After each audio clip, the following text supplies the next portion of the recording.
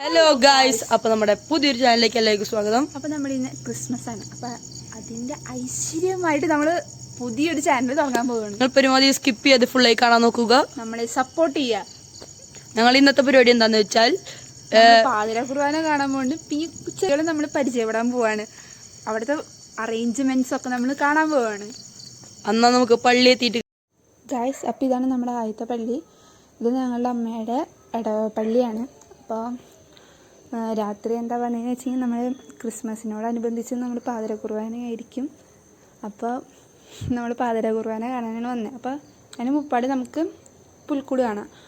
എന്താണെന്ന് വെച്ച് കഴിഞ്ഞാൽ കുർബാന കഴിഞ്ഞ് വന്നു കഴിഞ്ഞാൽ നമുക്ക് പുൽക്കൂടിൻ്റെ അടുത്ത് അടുക്കാൻ പറ്റില്ല, അത്ര തിരക്കായിരിക്കും. അത് കാരണം കൊണ്ട് നമ്മൾ നേരത്തെ കാണിക്കണം.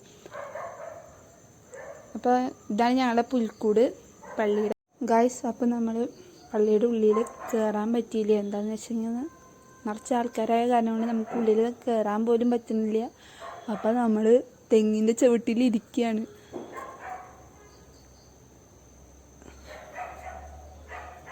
ഇത് നമ്മുടെ പുത്തമ്പള്ളിയാണ്, തൃശ്ശൂരിലെ ഏറ്റവും ഫേമസ് ആയിട്ടുള്ള പുത്തമ്പള്ളിയാണ്. ഞങ്ങൾ അവിടേക്ക് വന്നപ്പോൾ 2:45 വയസ്സ്. അപ്പോൾ നമുക്ക് ഇനി പുൽക്കൂട് കാണാം. അപ്പോൾ ഇതാണ് പുത്തമ്പള്ളിയുടെ പുൽക്കൂട്. നല്ല മനോഹരമായ പുൽക്കൂടാണ്. ഇത് നാനോ ക്രിബുകളാണ്, ഓരോ യൂണിറ്റിൻ്റെയാണ്. അപ്പോൾ അതൊക്കെ നല്ല മനോഹരമായിട്ടുണ്ട്. എനിക്ക് ഭയങ്കര ഇഷ്ടപ്പെട്ടു. അപ്പോൾ നമ്മൾ പുത്തമ്പള്ളിയിൽ നിന്ന് ഇറങ്ങാനാണ്. ഇനി നമ്മൾ അടുത്ത പള്ളിയിലേക്ക്. അപ്പോൾ നമ്മുടെ അടുത്ത പള്ളി ഏതാണെന്ന് വെച്ച് കഴിഞ്ഞാൽ നമ്മുടെ പാലക്കിത് പള്ളിയാണ്. അപ്പം ഇവിടെ നല്ല ഭംഗിയായിട്ട് ഒരുക്കിയിട്ടുണ്ട്. അപ്പോൾ നമുക്കിവിടുത്തെ പുൽക്കൂടുകളൊക്കെ നമുക്ക് കാണാം. ഇതാണ് ഇവിടുത്തെ പുൽക്കൂടുകൾ. ഉണ്ണീശനൊക്കെ വെച്ചിട്ടുണ്ട്. നമ്മൾ ഇവിടെ എത്തിയപ്പോൾ ഒരു 3 മണി 3:15 ആയി നമ്മളിവിടെ എത്തിയപ്പോൾ. അപ്പോൾ നമുക്ക് പുൽക്കൂടൊക്കെ കാണാം.